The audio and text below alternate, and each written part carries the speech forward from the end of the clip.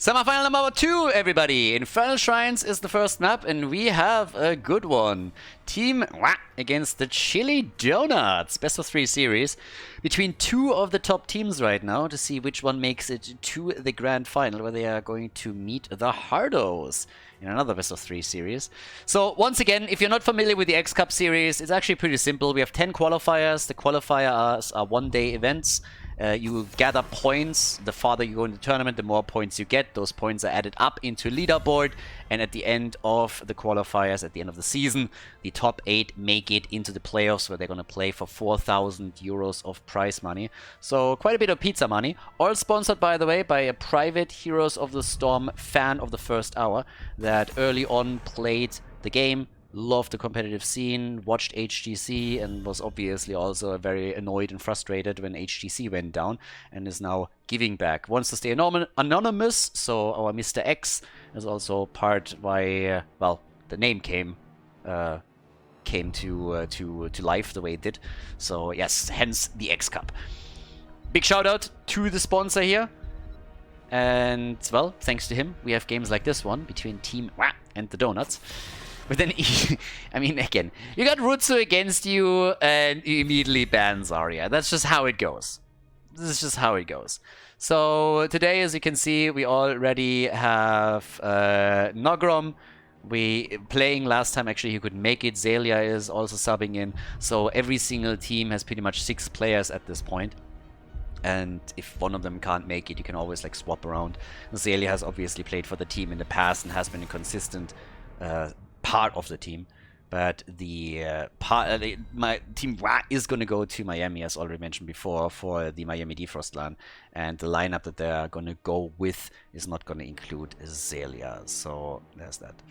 But we got the bans out. We got Jojo banned again. She's getting more and more priority. The 2 supports are both up, so Rhaegar gets taken first by the blue team, whereas now the Donuts can go and quickly pick themselves the well, they should still get Stukov.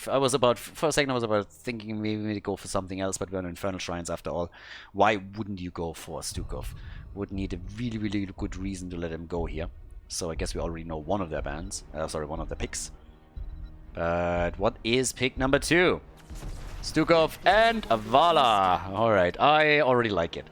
The thing with Vala is that if you're playing her here, a multi-shot build is likely because you get so much value out of the shrine positions in particular. But of course, you can also try to go for the double support and then auto attacks if you're more interested in winning those team fights and just putting the pressure onto the opponent's frontliners in particular. Need to have the 2 supports to keep her alive, of course, so that you don't lose out on any of the Gambit stacks of the level 1 talent if you go that path. Take Quasar and Kerrigan with their picks, and we get stuns galore. We got Blaze and we got Kerrigan. Okay. So, that gives us a lot of control. With Rhaegar in the totem build, Blaze in the jet propulsion, and Kerrigan in her stuns, that is a ton that they can use here. Now, Tychus gets banned normally on Infernal Shrines. He either gets picked or banned because it's just such an incredible value that you get out of your ult, out of your level 10 out of Odin. The ban against Uther, to make sure that there is no Uther main tank, allows for Rutsu to go into Maiev, actually. We already have the front line with Laubon Diablo, and Hogger also played by Skog. But Rutsu could now, if he wanted to, go into Maiev. Now keep in mind, when we're talking about Rutsu, what people ban against him is not only Zarya, but quite often his Maiev gets banned out as well. Now in this case, they opted for an Uther ban instead, because they want to make sure that there is no double support Vala. Which technically they could still pull off. But that also leaves Maiev open. And here's Sylvanas. And we get Imperius. Alright, Blaze Imperius. Imperius is back. Blaze Imperius. And Zagara! Okay! The Donuts! Did not expect that. Not even a little bit. Zagara Diablo. Okay, this is gonna be fun. Infernal Shrines, everybody. Map number 1. Team against the Chili Donuts. Second semi-final of the 4th qualifier for the X Cup winter. Game number 1.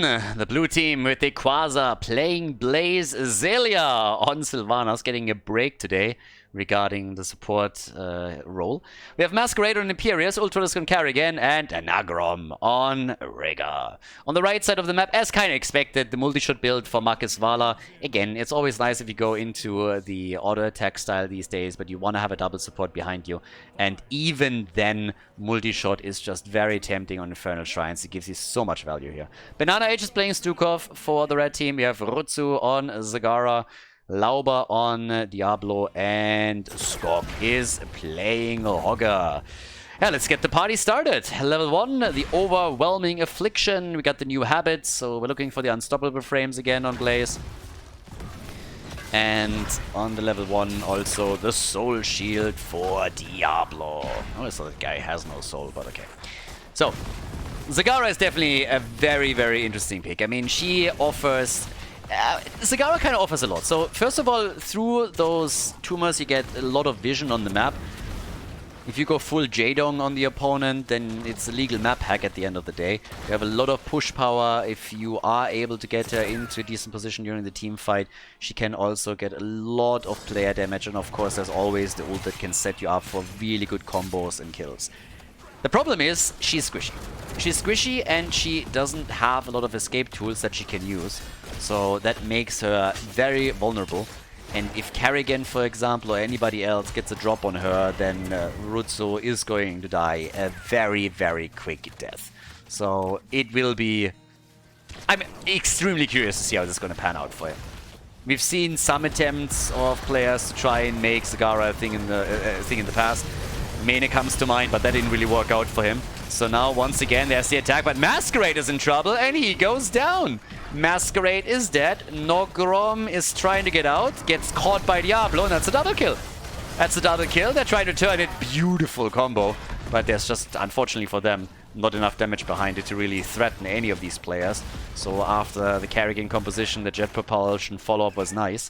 Let's not forget that the camp was still stolen by Team Wa. But that was pretty neat. 2 kills to 0, early level 4. Also now, of course, attempting to get the camp at the bottom of the map. They get Zagara into the combo, and Rutsu is saved. Carrigan dies. That is quite the start for the Donuts. I like it. I like it a lot. Team has been absolutely dominant. Dominant for a long time. That's not only true for the qualifiers here in the winter season, but that's also, of course, true for every X-Cup in the last 6-7 months.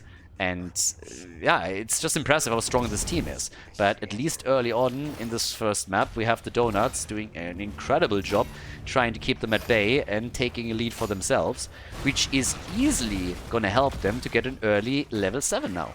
And as you might remember, level 7 on this map is incredibly important for the first objective. So if you get the early level 7 talent, you normally are the one that walks away with the first Punisher. So they definitely have a chance to make that happen. But the Shrine is activating now. And so far they haven't really made any moves into the middle. They're trying to get the experience here first. And indeed they do. Rutsu gets attacked again.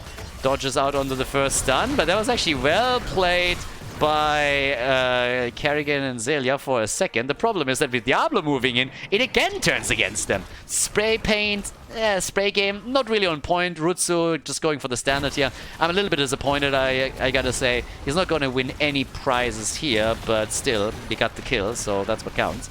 They're 4 kills to 0 now. And that's pretty good.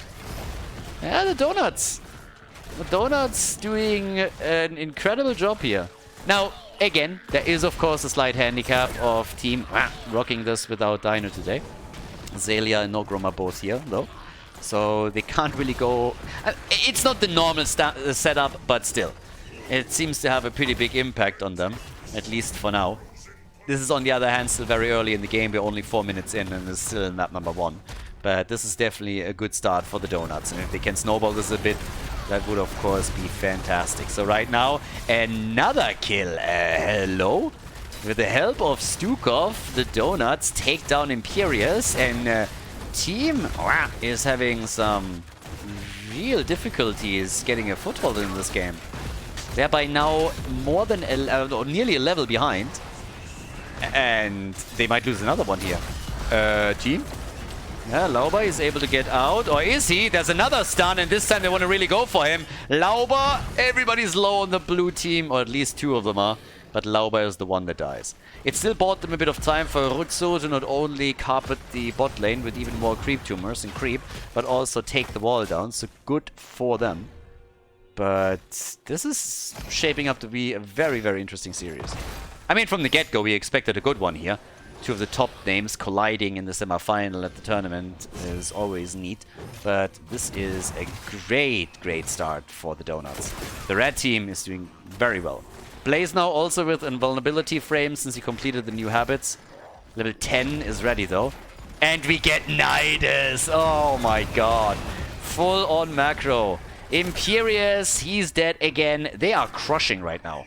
They're dominating the team fights, they're dominating the macro game. We don't even get some more Apocalypse comp or more into a Shockwave or whatever, what have you, even with the Rain of Vengeance. But instead, we're gonna get the Nidus network for Zagara. She's gonna be all over the place here. And as Rutsu is doing his thing, we have the mid lane getting pushed, we have pressure at the bottom of the map, as you can see. The level 10 abilities make it nearly impossible for Team Ra to play aggressively and bring this back. But finally, they have their own heroics.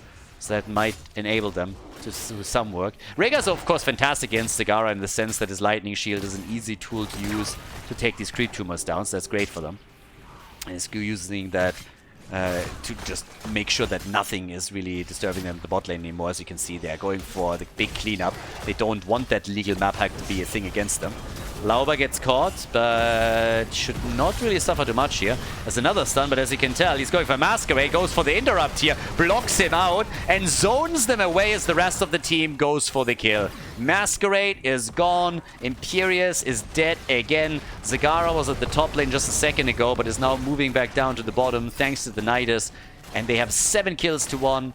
Still that level lead persists. And they go for it. They go for the next fort here. And they are just doing better and better by the second, I gotta say. Yeah, that fort is gone. 7 minutes into the game, and up to this point at least, the Donuts are running the show. Rutsu is using the network as best he can, and is also leading very heavily, of course, by now. In experience gained, I'd say. Catching up to Hogger, who has a bit more siege damage. That shouldn't really last much longer, considering that Hogger is now mostly playing with the team, whereas Zagara is the one that rotates. But, yeah, pretty sweet. 14,000 damage for Vala, 10,000 for Sylvanas, the two top damage dealers on each side. And here's the next objective.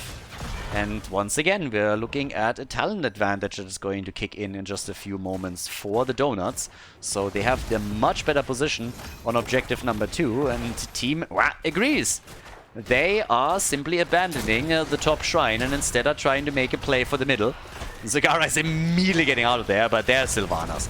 And with her help, they are starting to take this one down. Good rotation from them. They make the best out of a bad spot.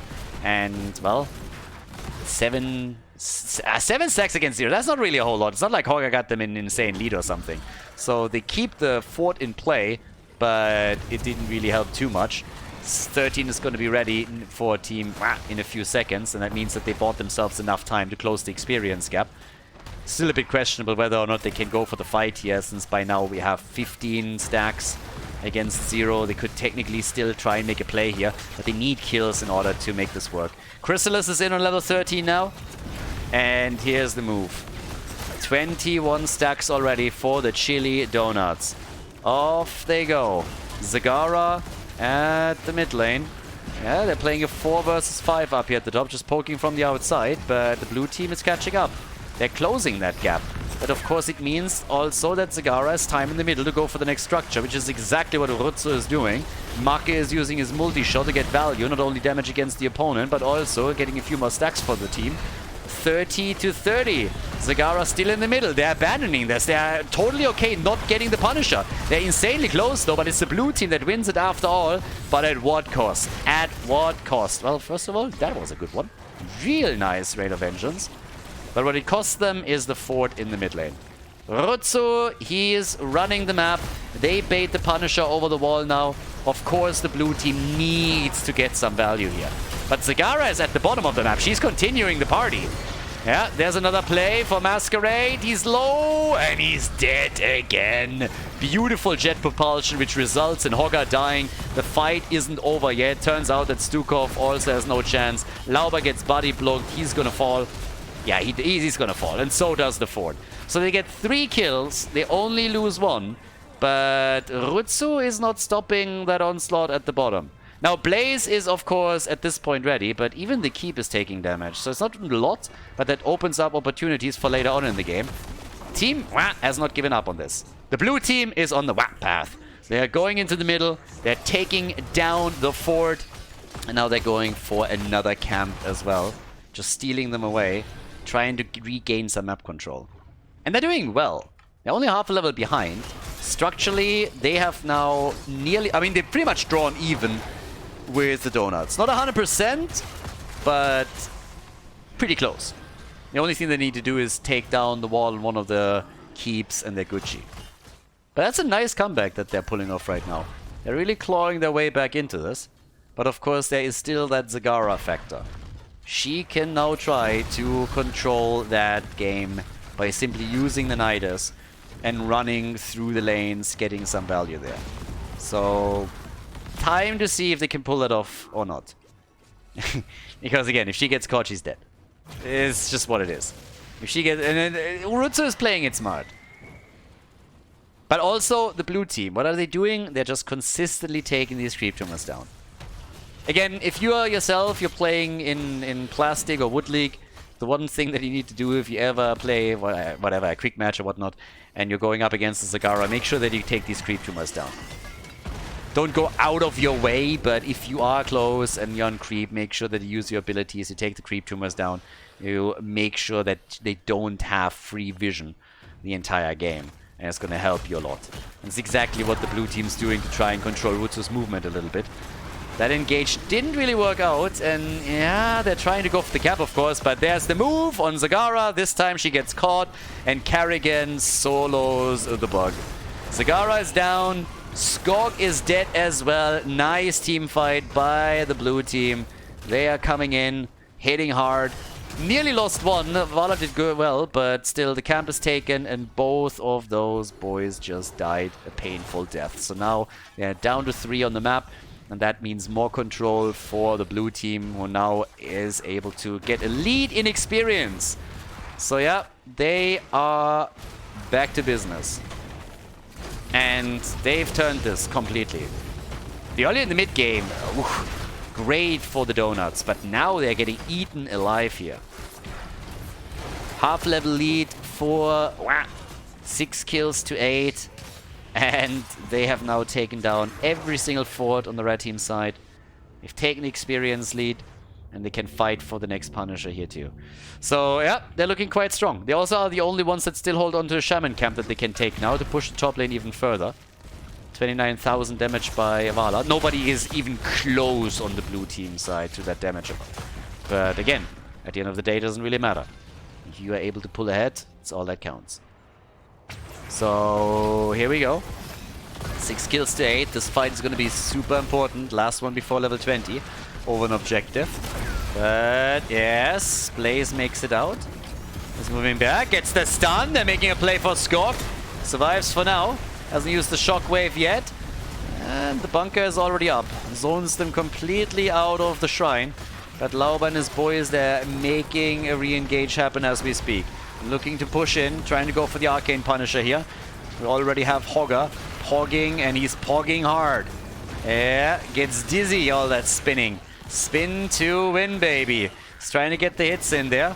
But they have to be still careful because the red team is only a little bit ahead, but the kill could really work for them now. One down. Stukov is also dead. Imperial is not the only one that died, so we have a kill on each side, but the blue team is on the retreat, and for good reason. They're all low, and here's the one getting caught. Blaze is dead. And even with the camp pushing the top side right now, that's another Punisher for the Donuts. What a game! Back and forth as we are in game number 1 of this best of 3 series. And the Donuts with the pressure in the middle of the map. Zagara has of course retreated.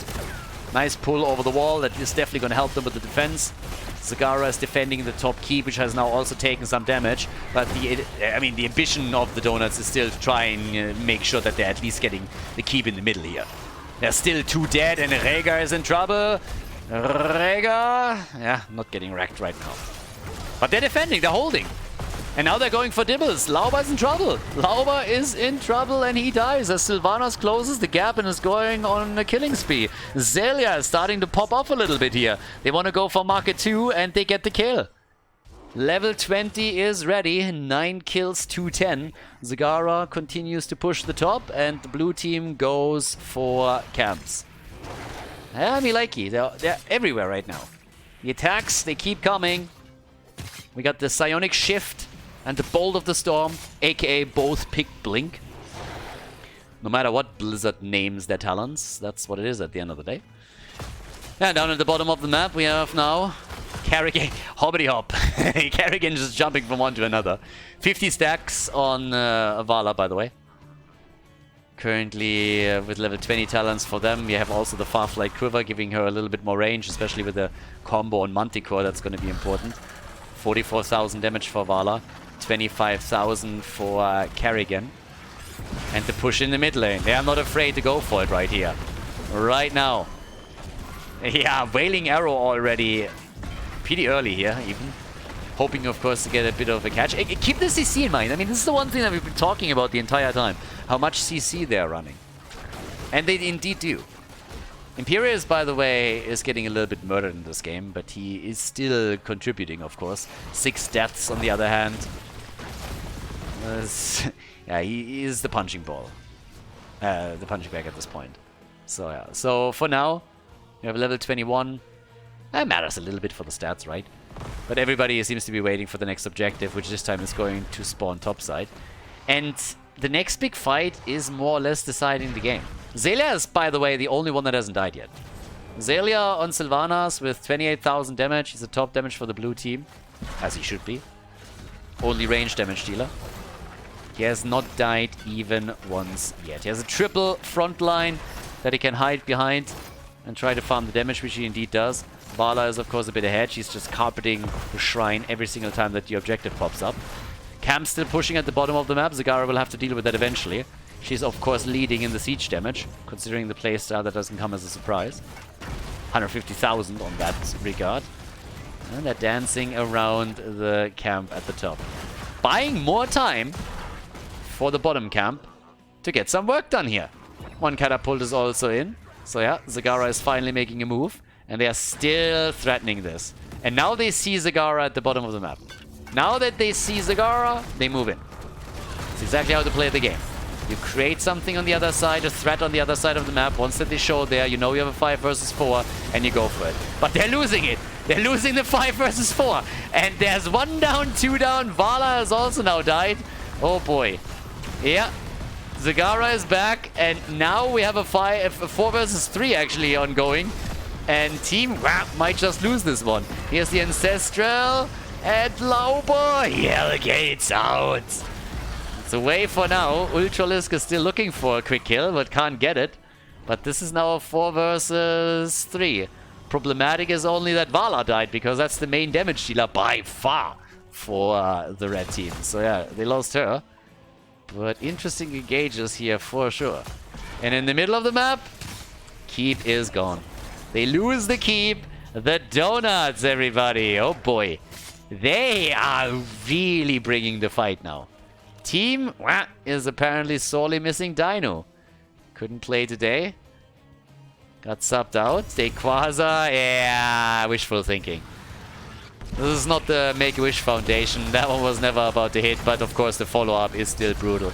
They put him into a corner and they get the kill here. And now, even with the bunker, this is looking like a bad fight for the team. Yeah, Banana Age. Oh, he gets out for a moment. But Kerrigan is not done with him yet.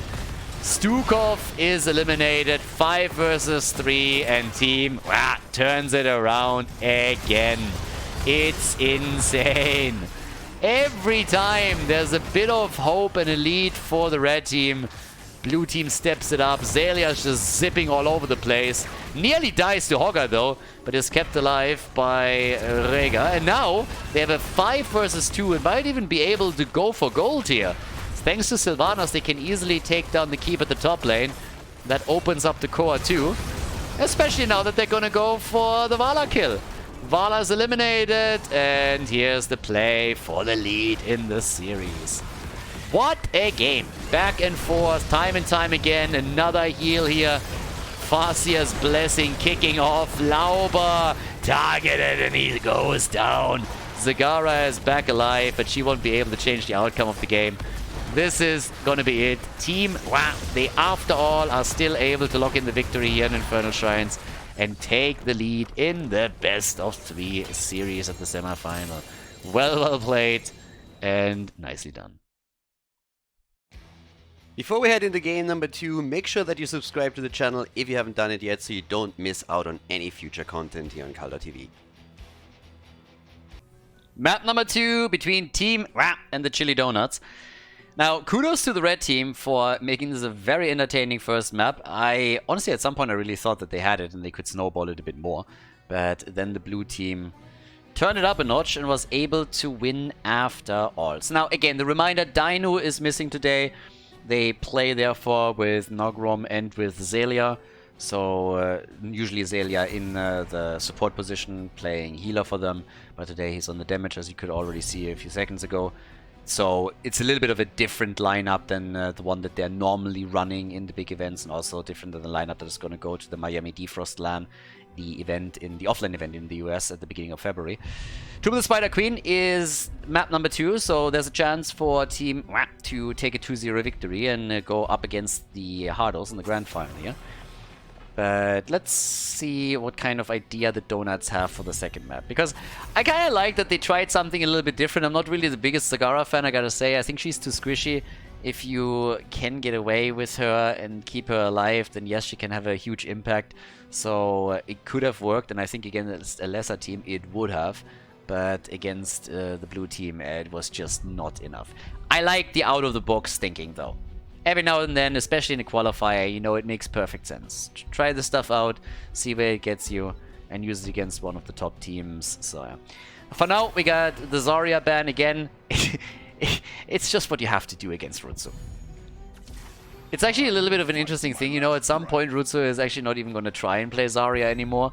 It's a little bit when players planned in the times of HGC, they always banned the Vikings against Hazu, right? Because Hazu on a lot of the maps, he played Vikings, Cursed Hollow is a really good example.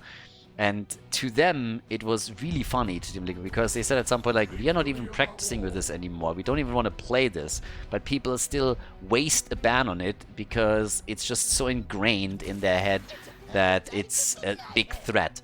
And it could be the same with Rutsu, but then again, every single time Zarya goes through, there's at least one game where he picks her, and they absolutely demolish. So yeah, it's a bit bonkers. We got Stukov and Rega, as usual, split between the two teams. The Rega first pick, Junkrat for Zelia here on Tomb. I mean, Junkrat is always great, but on Tomb, the interrupt potential on any turn-in on those turn-in spots is just nasty. It's annoying as hell. So yeah. We got Varian and we got Blaze, so with that we already have some real nice stun combos that you can use in the additional CC that Banana can supply here. So yeah, Lauber with the taunt, Blaze with the additional stun follow-up. Yeah, all you need at this point is damage, and what are they gonna go for? Keep in mind, Rutsu in some of the previous games, he even, not today, but last event, they even went for Kel'Thas. Another hero that he could play here, and that offers also an additional stun, of course. Mephisto gets banned. Don't blame them for that. Make is great on Mephisto, and he's played him consistently. And here's the Maiev ban, this time actually against Ultralisk. So Karrigan has been banned, Maiev has been banned, both of the heroes that Ultralisk plays. And even Medivh, I mean, it's a full-on Ultralisk respect ban fiesta that we have. Could still go into Genji, of course, which is another pick for him. I mean, there's plenty of others, but those are some of the core picks. But let's see first what Masquerade takes as his main tank. I shall suffer. Ah, Leo. There it is. Stitches. Once again, the Stitches hook. Tracer for the red team. Okay. The cavalry's in the house. And what's the final pick? Are we getting a mage? I was thinking initially maybe something like even Gul'dan. He's being played more often, and the wave clear that he offers is pretty significant. They go for Sylvanas. Tracer Sylvanas! Okay. And the last pick. Ultralisk. Are we getting Genji here? Or what is he gonna play? I guess technically he could also go into another melee. It's actually kind of sad that Medivh's banned, or we could have seen a complete kidnap combo here. That would have been kind of funny. Gorge into Portal. But last pick, it's Alarak. They go for Alarak. Let's go, guys. Game number 2, Tomb of the Spider Queen. Team against the Chili Donuts. As we are headed into a match with Alarak. And on the other side, Tracer and Sylvana. So let's see who takes the win here. On the blue team side, we have Dayquaza on Leoric. Nagrom is playing Stukov. We got Ultralisk on Alarak, going straight into the Extended Lightning on level 1. With Azalea on Junkrat, Masquerade on Stitches. And on the right side, it's Lauber on Varian, Rutsu on Tracer, Mako on Sylvanas. Might of the Banshee Queen. On level 1, Banana H is playing Rhaegar, and Skog is playing Blaze with the Adrenal Stim Pack on level 1. Okay, so with that, we have our game ready. Yeah, this could very well decide the series.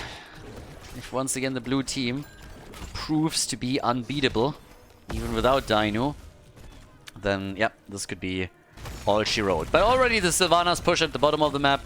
Obviously, with her early in the game, you can always go for a quick push, which is exactly what they were currently doing. Two of the players were trying to slow down the rotation from the mid lane, with success, I might add. So they were able to take the entire tower down. Good for them. Oftentimes it doesn't really work. Most of the teams will have to move back after half the tower and half the turret. And it can, I mean, honestly, it can turn from a good idea initially and you getting ahead in structures to an utter disaster if you don't rotate back in time. But with two of their heroes slowing down the rotation from the middle of the map and also calling it out, they were able to pull that off without too many troubles, and now they have already a tiny lead at the bottom of the map, so that's always kind of nice to have. Yeah, going for a bit of extra pressure against Dayquaza. And now the Siege Giants are also up on the map. And Dayquaza is actually getting really beaten to a pulp here. Has to go for... I mean, he has to go for the fountain. And the problem is he's still low. Even with that. Doesn't have Austin's renewal either, so needs to be careful here. The entire gate is opened up. And now Banana H is making his way in as well. Seems like Rutsu wants to kill, and he gets it. Leo is dead. Nicely done. Early kill again for the red team. I mean, we've been here before. They did a fantastic job in the early game on map number 1 as well. But now they're not only opening up the bottom wall to get the first kill. Under pressure in the mid lane though, so let's not forget about that. The blue team has succeeded in taking their bruiser camp and is now using it to push here. Oh, that was a nice grab there as well. Ultralisk with a place.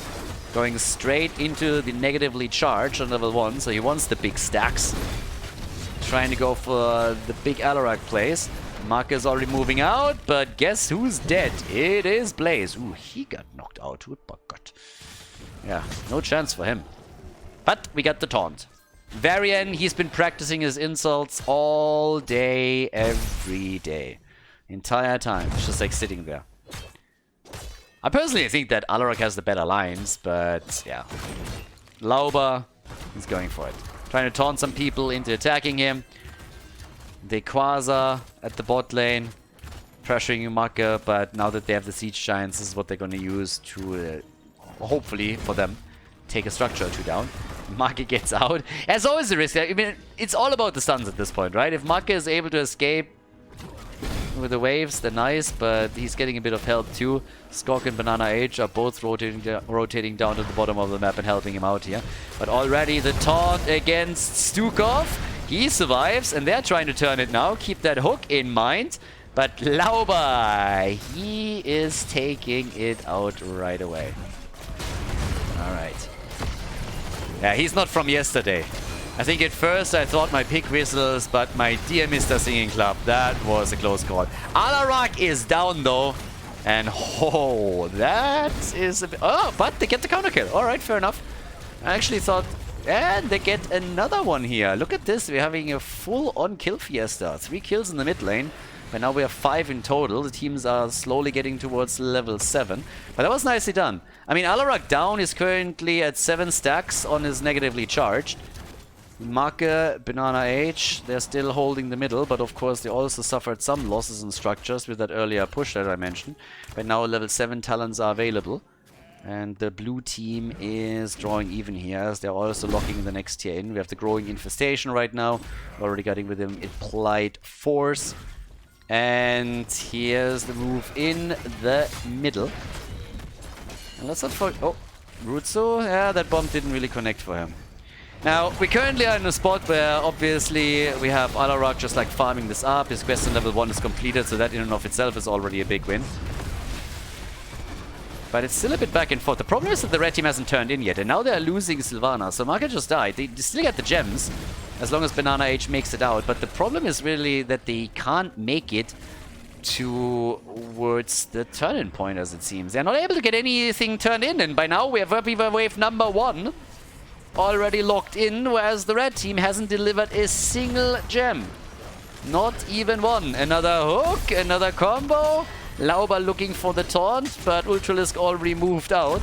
And while they are still trying to go for the kills here, the blue team is waiting for the Web Weavers to hit the ground and try and go for it. They go for Stitches. I mean, taunting Stitches in this case is really easy. Your skin looks shit. It's not even, he's not even lying. I mean, this is just an ugly Stitches skin. I give him that he has the synergy with the colors at least. So that works with this mount, but this is one of the ugliest Stitches skins that I have ever seen in my entire life.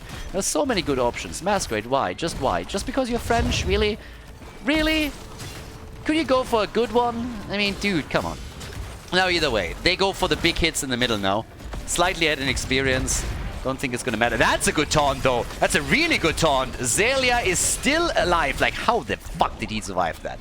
Zelia's alive, able to get out, and now they get the kill on Tracer. You gotta be kidding me.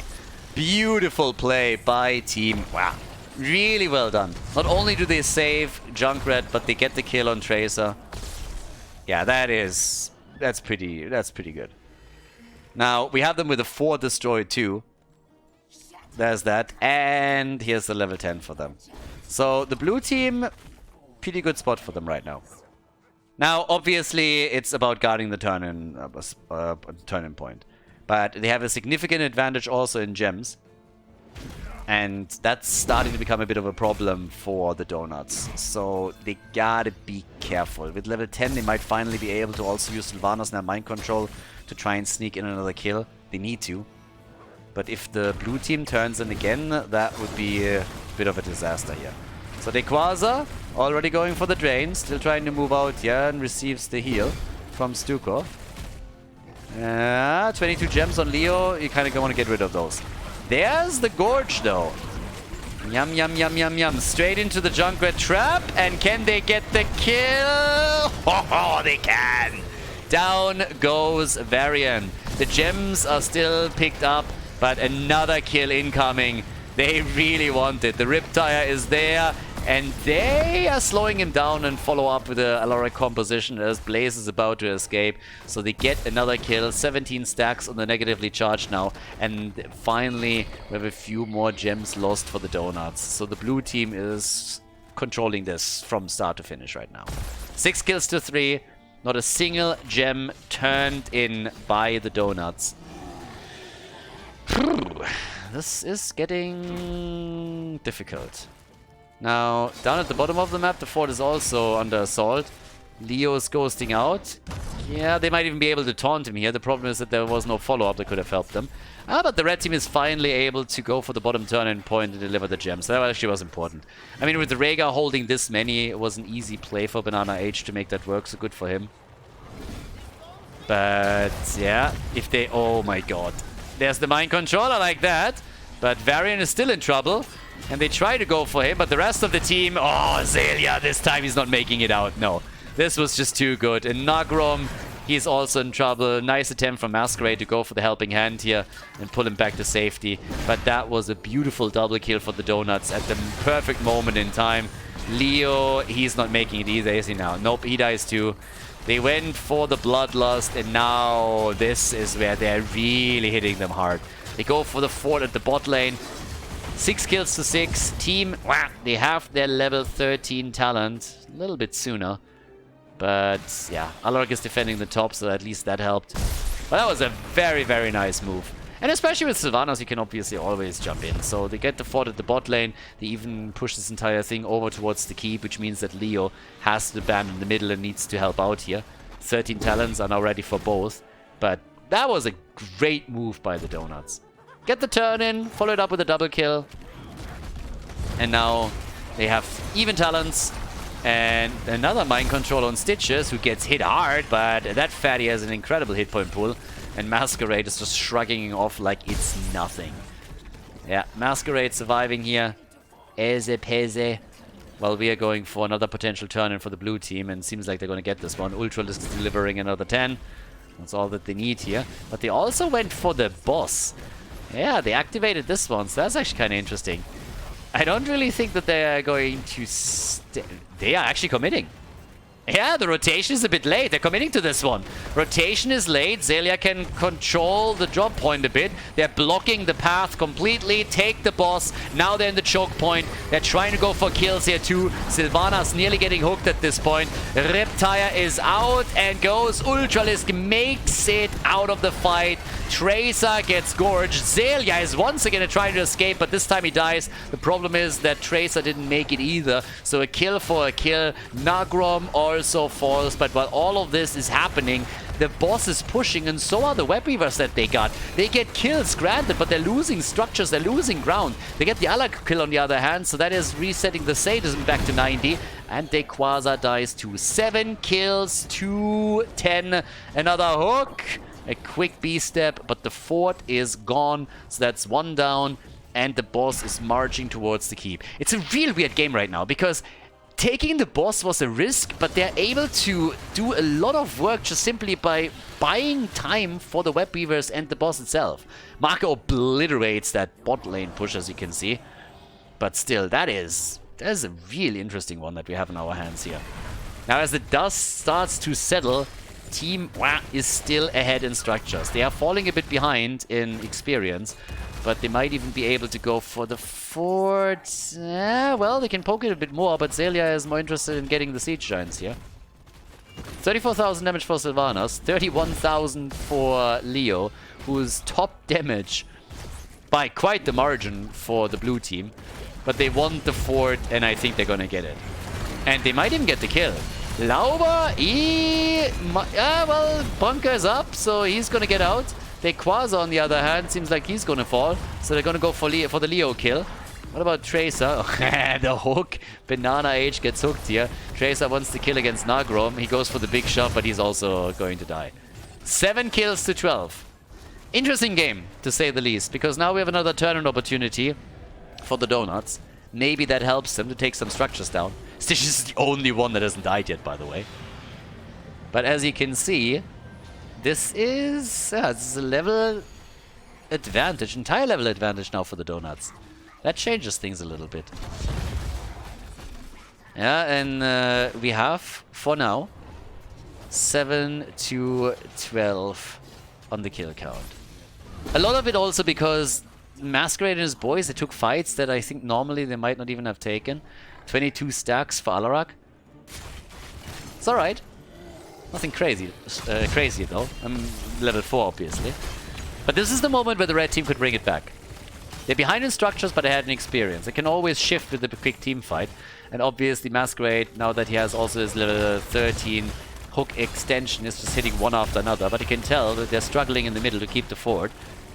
They are defending the top side though, but they're not too far ahead anymore in structures, and that experience gap is a bit worrisome. Masquerade is trying to land these hooks, and Zelia is also always dropping a trap real quickly. But they are not having any luck with those yet. But there he moves in, gets the gorge, and gets immediately taunted. Beautiful reaction by Lauber. Yeah, Lauber is like a panther on that one. The problem is they are still likely to lose plays now. Yep, Alarak with a play, and oh my god, hello? That has to be a record of some sort. Haha, getting wrecked. Absolutely wrecked. Now, Dequaza, he's going for Banana Age, but he can't hit him. They still hope to go for Rutsu, I guess, and he is getting kind of caught. There's another slow, but yeah, Tracer gets away. Would of course be really annoying for the Donuts to lose more than one hero here. There's still a camp that they could take, and Rutsu is getting slammed hard. That level 16 talent is a bit of a problem for Tracer. That slow is really, really annoying. Without Blaze, I don't think they should fight this. And the camp gets stolen. So once more, Team knows exactly when they can push and exploit these advantages, and they're doing it in the mid lane. They have another turn in reach, not available yet. But they should at least make sure that Masquerade delivers, because it's sitting at 33 gems. You kind of want to remove that. So for now, Leo, he pushed out the bot lane a bit. He at least got rid of one of the waves. Trying to help out there. They caught, by the way, they closed the gap in experience. But Leo, he's dead again as Rutsu is moving in once more. Yeah, Rutsu is doing a lot of work here. He's at 35,000 damage. He can't quite keep up with Sylvanas, but he's making a lot of plays deep into the opponent's team. And he's always careful about the hooks that Masquerade is throwing out. Even with the slows that we're having here, it's difficult for them. So yeah, another nice move. There's the taunt. Yeah, Bloodlust, and Zelia is going for the... Oh shit, I'm dead. And he survives! Zelia survives! Mind control on Masquerade, and that's 40 gems that they just lost here. Unless they can move Leo in to recover them, they're losing everything, and he's not rezzing in time. That's a big, big play for the Donuts. All of a sudden, they're nearly level 20, they have a boss up that they can take, and they are way ahead. Ahead by a level. They took the fort down. That is fantastic for them. That's great. That's really, really great right now. Leo, he's using his trade a lot this game, by the way. 6 deaths. There's level 20. Rega, the only one that hasn't died yet, and now he's going for the Gladiator's washout. Has that in. Sylvanas has made a move yet, but very likely we're going to see Bolt here. Ah, well, Dark Lady's call is obviously also up with mind control. We've used it quite a few times now. But, well, we have the camp taken at the bot lane by Stukov, going for the Siege Giants. The team topside is now pushing with Sylvanas, and with half a level still missing for Team to lock in their level 20. This could be nasty. But they are retreating. They have 57 gems. They don't want to lose any here. And one good hook by Stitches could ruin their day. So they're going for the safe play. But as you can see, this is not eliminating the keep just yet. So the keep is still ready. 50% HP, but they turned in. They got the web weavers again. There's a lot of momentum going for the Donuts now. They won game 3. They won game 3, and they're getting closer and closer. We got 133 sadism stacks for Alarak. He has 39 stacks by now on his level 4, so he's really amping up the damage here. And now that they have their own level 20s, that's something that we should not neglect there either. Damage output for Alarak is at 37,000. He can definitely overtake Junkrat on the damage department if he continues that trend. And Leo himself with 35,000 here. But of course Sylvanas is currently rocking the charts. So yeah, they're poking this out as best they can. But it is on the Donuts now to try and get some value with the turn-in. Them getting the kill against Masquerade, I mean, I called it. I said he needs to turn those gems in. And then shortly after that, he just gets caught there, and they go for broke. Now the keep is definitely gone. I see no way for them to hold this one. Riptire also gets murdered. So yes, one keep is down. Leo's defending in the middle. Another web weaver wave at the bottom of the map is attacking the keep too. So they are really starting to lose some infrastructure here. And it's getting problematic. It really is. Blue team, they were in a similar spot in game number 1. Maybe not quite as dire, but they were behind. Now there's still 40 gems for the blue team that they could use to at least start a web weaver wave. But they lost 50% of the HP at the bottom keep, they lost the top keep, they lost some. Top Masquerade is still hoping for the one hook to save them all. Of course, now with Buried Alive, there's also a game changer engage talent available for them. But the red team is playing the safe and sound and slow and doesn't risk anything here. So here we go. Boss is not going to be up for a long time, obviously. 2 more minutes. They are looking at the bot lane if they can maybe get something here. Get a quick hook. Get a quick gorge. Isolate a target and kill it. That's the dream. That's really what you want at this point. You want Stitches to land one of those monster hooks. And then isolate the target so they can get an easy kill and then play a 5 versus 4. That's what they're going to play for. But for now, what else are we getting here? Because right now it seems like the red team is just absolutely content to just sit tight and control the middle of the map a little bit, try to get the mercenary camps. Haven't gone for the siege giant yet. The call was made to go up to the top and help to prevent a turn-in from the blue team, which so far hasn't really worked out for them. There's the taunt though. They go for Masquerade. The Gorge is in. Gladiators wash out. The ults are out. Celia is low. Monka jumps into the backline and they take Junkrat down. Nagrom dies second. This looks like it might just be game. We have 2 kills already against the blue team. That's the end of Stitches. 3 down and the big opportunity to force game number 3 as the Donuts focus their attention towards the top lane and march towards the core. They're trying to end the game here and I don't think they can be stopped. Alarak, if he can make some crazy plays, but I don't see it happen. Dequaza, he is alive for a few more seconds, but then dies to Tracer diving deep.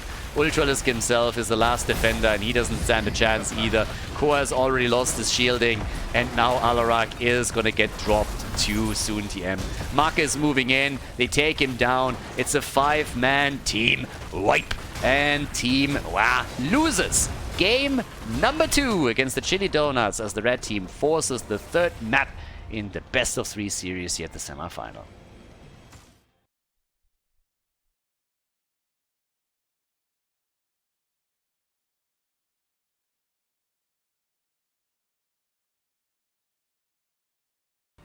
Third map, Cursed Hollow. We are going the distance today. Team against the Chili Donuts. We get our final map of the series to determine which one of the teams drops into the 3rd place decider.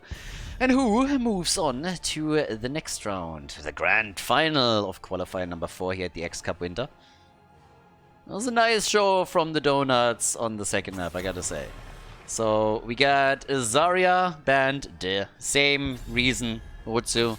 Nothing has changed here. And here comes the ban on Maiev. Now, the thing is that on Cursed Hollow, technically you could really think about a couple of curveball picks that you could go for here. And since they already played Zagara in game number 1, I honestly wonder if the Donuts think, hey, maybe we have a strategy where we can surprise them a little bit. That would be interesting. If they can come up with a draft where they're saying like, hey, this is it. This is how we're getting into the grand final. This is how we decide the series in our favor. And Rutsu was already someone who experimented in the past qualifiers a little bit more with his choices. Didn't go full off script, but still, you know what I mean, right? So, yeah. Now, we got the Jojo ban again, which means that both of the supports are currently still in play. So usually Rhaegar and Stukov get swapped between the 2 of them. This is honestly one of the maps where... I mean, we could see the Stukov first here over Rhaegar. Then again, there's a lot of camps that you can take with Rhaegar, and generally his impact is obviously quite high. But there it is. They start to deviate away from it a bit by picking Brightwing. Cursed Hollow is a big map. Having a global here, being able to play around this, makes sense. How are the Donuts reacting to it? They got their pick now. You want Stukov, you get him. You want Rhaegar? No problem. Could technically even sit there and delay the support pick until a bit later, but there it is. We got Rhaegar and we got Blaze. So far, pretty normal. Falstad is still up, so if you want to play globals, you could still play with Falstad a bit. Chili Donuts have, of course, already proven that they're also willing to invest into Zagara and play Nidus, but then again, let's not forget that they lost that map. And team with Hogger and Diablo. Okay. So, Masquerade on Dibbles. Immediate ban on Medivh. No ley line into Apocalypse. No shenanigans like that. They know Ultralisk. They know his preferred heroes. He still has, of course, a Kerrigan pick up. He could go Genji. Both of them would be heroes that I would immediately think about now when we're talking about his pick. Also, the question is what's going to be the range damage for Zelia. And the last ban for the series. Team... What gets eliminated here? Getting rid of Tychus! Yeah, no Tychus. They already have the fire bat. Don't want to give him Tychus as well. Rutsu and Make. Those are the two to really watch out for here. With Lauber, he's not going to have any problems to go into a proper tank. It's not going to be an issue. But the two damage dealers, we could even see some Tracer players again. Give Rutsu something to pop off or go for a bit of an curveball pick. But they go for Anubarak and for Greymane. So they're really looking at a pretty traditional setup. Anubarak and Blaze get played together a lot. You have Blaze moving in together with Anubarak, following up on the initial stun, getting some damage in, and of course extending the CC chain, then bunkering up once the shit hits the fan. You have Greymane for not only bullet, depending on what you want to play here, depends a bit on the damage dealers too, if you want to go bullet or throat. But yeah, there's Genji, kind of expected. And Falstad for Zelia. So we indeed have the globals here. And that's also a pretty decent control for the boss spots. But Rutsu, he's the final pick. Are we going to see just a normal addition to their composition? Or are we really seeing some off-meta pick for him that they think will give them the upper hand on Cursed Hollow now? I mean, this is game 3. They brought it to a third map. They were able to take the victory on the second map, Tomb of Spider Queen. They forced Cursed Hollow. And now they have the chance to decide the series in their favor. Karazim! There we go. Double support. A lot of dive. A lot of sustain. And with Karazim, you can also get a lot of damage out. Just ask Smexy. He's going to tell you. So here we go, everybody. Cursed Hollow, the third map in this semi-final between Team and the Chili Donuts. Let's get ready. Third game, and Ultralisk is playing Genji. We got Dequaza with Hogger.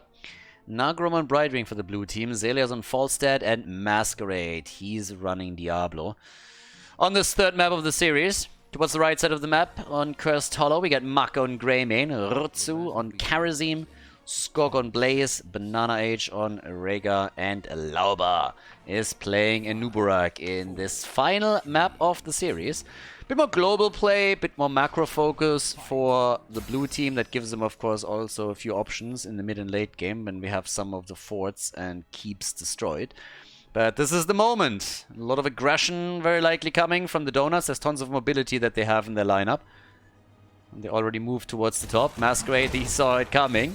But yeah, can't really do a whole lot, but he at least keeps them away from the tower. The problem is that if you go moving a little bit too far and then Diablo just simply flips you over the gate, you're obviously going to die to the fort itself. But talking about aggression, Red Team is not the only one that wants to be aggressive. As you can see, there's already a play being made by Zelia and his boys. And there it is, the kill and nearly the double kill. That could have been 2. That could have been 2 kills right here. But it is Falstad that dies. And honestly, it was clutch. I really thought that they were able to save him, considering that Brightwing was just about to get in there. But well, as it stands, we now have first blood for the Donuts. And it's camp time. 1 minute mark has hit. Mercenary camps are on the map, with the exception of the boss, of course. Those spawn at the 5-minute mark. And the first Bruiser camp is taken. The first tribute is this time spawning at the bottom of the map. And Genji is already dealing with the siege giants here towards the top too. Yeah, it was a pretty spicy series. I mean, the games so far have been kind of clutch. The draft on the last map for a team were not really coming together the way that they wanted, and they never really landed those late game murder hooks that Masquerade needed to get his team back into the game. Chili Donuts exploited the momentum that they gained pretty ruthlessly. And now they have a chance to go for the grand final. Now, Skog holding his own against the 2 down at the bottom of the map, so good for him. Brightwing is starting to shift over in the mid lane. We still have a bit of a brawl going on, especially since those 2 Bruiser camps are now also colliding. Lauba's still able to dive out, as Masquerade is the one that makes the initial move here. And Rega is by now topside. So, on the wave clear end, yeah, Rega again, he helps you quite a bit. But still, with them running Rega, running Karazim and all of this, they can dive really, really hard into the opponent's lineup once they make the decision. So they have to commit to all of this too. Later on, if you get, for example, a stun and then are able to isolate somebody and get your 7-sided strike out, that's great too. But yeah, Ultralisk already here making his little moves, always looking for someone to take on. Down at the bottom of the map, they Quasar against Skorg as the first tribute is spawning. No level 7 talent leads anytime soon for anybody here. That's not going to happen. And, well, there's already a stun. They don't have enough damage just yet. They have to commit. This is one of the problems that you have with the lineup. I mean, even your ranged damage dealer is someone that wants to eventually move in and start crushing it. But now Ultralisk, he's channeling. Okay, and is interrupted. They're fighting this one out, and Karazim is on the way. But they have to commit. Once they commit, they really, really have to commit. And they're trying to go for the backline and the birdie, but the jet propulsion doesn't connect the stun, therefore. Not a thing. Couldn't go for Zelia. Yeah, he just dodged out, and now the Quasar's rotating back down. It's a really nice back and forth battle, as both of them are looking for a good position. And any target that's out of position, but they get the wall stun against Lauba, who's barely able to jump back out, but the kill comes through regardless. Hogger makes it happen. Ultralisk on the other hand, ooh, protected by the way, but he gets out. Nagrom on the other hand, he's dead, and with Brightwing gone, that means there's no support currently for team. Whereas the red team still has, of course, Rega and Karazim for the massive sustain. They get kills on Hogger and on Genji. The channel is starting. Masquerade is all alone at this point, and he can't stop them. So the birdie flies in, but it's already too late. The channel on the tribute happened. We have a Nuborak topside. 4 kills, 2-1 after this little slaughter here. And, yep. They're pushing the top side out a bit. But you can tell, this is rough. They have a lot of dive, they have the sustain when they go in with the dive, and as you see in the second, they have also the mobility to react whenever Masquerade is able to get a grab and hold of any of them. But those fights will be tough for both sides here, so we'll see what they can do. Zelia is already sitting here. I mean, again, this position for a tribute is always favoring the team on the left side, so I don't think there's a chance for the Donuts to take it. They're pretty heavily ahead in experience then again, so if they can just buy themselves some time, they might be able to take it after all. And it doesn't really seem like Team Wa is willing to fight this just yet. They're already taking damage on Masquerade, who came in for the first interrupt, but Ultralisk is following it up on it. Gets still hit by the jet propulsion. The stun is there, and he barely makes it out as he jumps the rocks. Yeah, and they go back into the corridor, and Masquerade is even getting body blocked here, is able to make his way out. But there's another jet propulsion. They are really taking damage, and not just a little bit. And the gap to level 10 is being closed slowly but steadily by the red team. As long as they don't lose anybody here, they will eventually be able to take that tribute. Topside is pushing against them, so as long as the blue team can buy themselves some time, they might just get some value at least on the off lane. Graham is now at the bottom of the map, securing more experience since they want level 10. But Masquerade and his team, they pushed successfully in, drove a wedge between the tribute and the Donuts, and are now locking in that tribute, plus attacking the boss. And that is something that the Donuts have not picked up on yet. Okay, they get it all. There's no level 10, but they come in, they take the boss, they take the tribute. Not bad. For a team that's half a level behind on the level 10 talents, it's not shabby. And now the Donuts themselves, they go for the boss too, but the blue team is already rotating topside, not only because of the tribute, but also because they're expecting this. So they're starting to poke around a bit, and they want to make the play. There's already Rega. Oh, the APOC. Oh boy, the kill against Pogger. Yeah, they went a bit too deep here. Rega popped the Bloodlust instantly when he saw what was happening. Now they're going for Brightwing, and there's too much mobility. Karazim chases them down. 7-sided strike, of course, in that instance was also kind of rough. The stun from Hogger's Shockwave never went through. Zelia, he's defending against the boss now, but the second tribute for the red team is inevitably going to take in here. Yeah, Ultralisk is still trying to interrupt and dart around a bit. The mobility to be safe is there. Followed the bot lane, by the way, is down, so that boss definitely did work. Marke alone wasn't able to defend against it in time. But we got a nice game. Third map so far is going well. 1 kill to 6. Chili Jonas have done way better with the kills. A little bit ahead in experience too. But the first fort that falls is red. So there's that. Now, we have camps taken all over the places. The teams are starting to slow down a little bit. Calm down slightly, but the next tribute is now about to appear, and that might be a problem for the blue team, because... oh, that's also a problem! First of all, Hawkeye is dead, so he gets sniped. He got sniped hard. And now the tribute is up. And I was just about to say it could be problematic for the blue team because of level 13, and it would be also a curse tribute. But that didn't even account for Hogger dying, so that makes matters worse. And they're trying to now go even for another kill. They go for Diablo. Brightwing comes in. Bloodlust is being used. Oh, the APOC! A lot of ults are getting popped here. Ultralisk is still low and trying to use the mobility on it to get away, but Karazim is going to hunt him down eventually unless he gets the Swift Strike cooldown back up. Plays with a vision and dies. And that should be a curse. Yes, Banana Age is channeling it. Oh, that is bad news for Team. Wow. They are running into real trouble here. And it's important for the Donuts to build up momentum now. It's actually really important for them. They need to make sure that that curse counts. And they dealt with the top. Here comes the attack against Zelia and Masquerade, and Dequaza too. Another 7-sided strike. Bunker's already being used. They go for Masquerade again. Top fort is about to fall, by the way. But the first one to drop is Dibbles, followed by Brightwing. And they are just crushing it now. Bot lane, fort is attacked. They go to the side wall. And of course, with Greymane, they can just rip structures apart, which is exactly what they're showcasing here in the middle. They might not get the entire keep, but they're doing so much damage. The top fort has fallen. The one in the middle is about to get murdered. They are going full pain train on them. They are murdering this. I mean, they could technically just go for the keep, and even if a few of them die, who gives a shit? So the forts are down, top lane gets attacked, they get the keep. We are only 10 minutes in, and Team is getting crushed at this point. There's another Bloodlust, quick stun against Diablo, and Masquerade is dead again.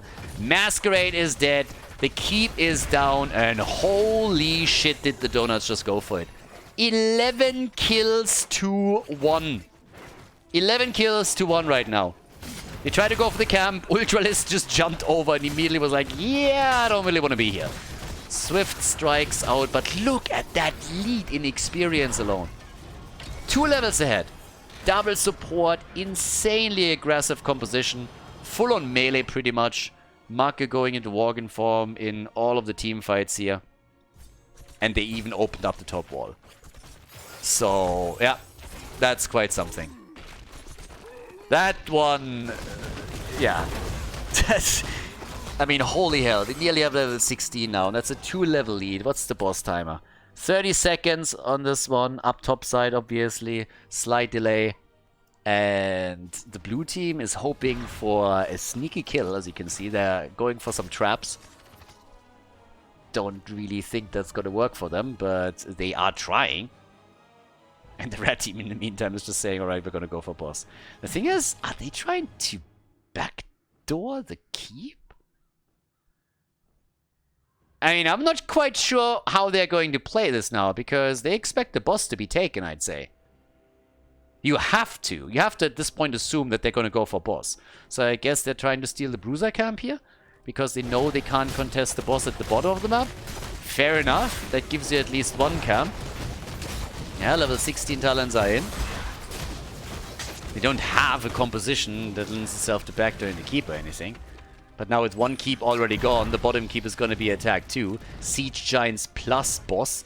They at least take the Bruiser camp here. But while they are still TPing back, the first tower is down. The second one is likely going to fall too. They need to stay away from the wall a little bit because Diablo is coming, but it's already so low that they will be able to go through that in just another moment. So that keep is in real trouble because the boss hasn't even taken damage yet. Finally it starts doing so, but they don't have level 16 talents.